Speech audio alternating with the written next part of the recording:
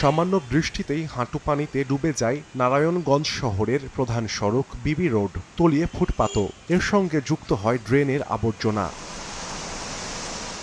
নগরবাসীর দীর্ঘদিনের দাবি ছিল ড্রেন সংস্কার। তাদের দুর্ভোগ লাঘবে চলতি বছর বিবি রোডের দুপাশে পুরনো ড্রেনের সংস্কার সহ নতুন সোয়ারেজ লাইন নির্মাণের কাজ শুরু করে সিটি কর্পোরেশন। ৭.৫ কিলোমিটার দৈর্ঘ্য ও ৪ ফুট প্রস্থের ড্রেনটির গভীরতা হবে ৮ ফুট। কাজটি শেষ হলে ড্রেনের বর্জ্য দ্রুত নিষ্কাশনের পাশাপাশি সড়কে জলাবদ্ধতা সৃষ্টি হবে না বলছেন সংশ্লিষ্টরা।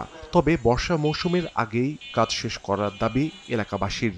৩-৪ ঘন্টা পানি নামে না, রাস্তা পার হওয়া যায় না, ফুটপাতের উপরে পানি আইসা পড়ে। রাস্তায় দুর্গন্ধের জন্য সমস্যা হয়ে যায়, এতে স্বাভাবিকভাবে রাস্তা ব্যাহত হয়।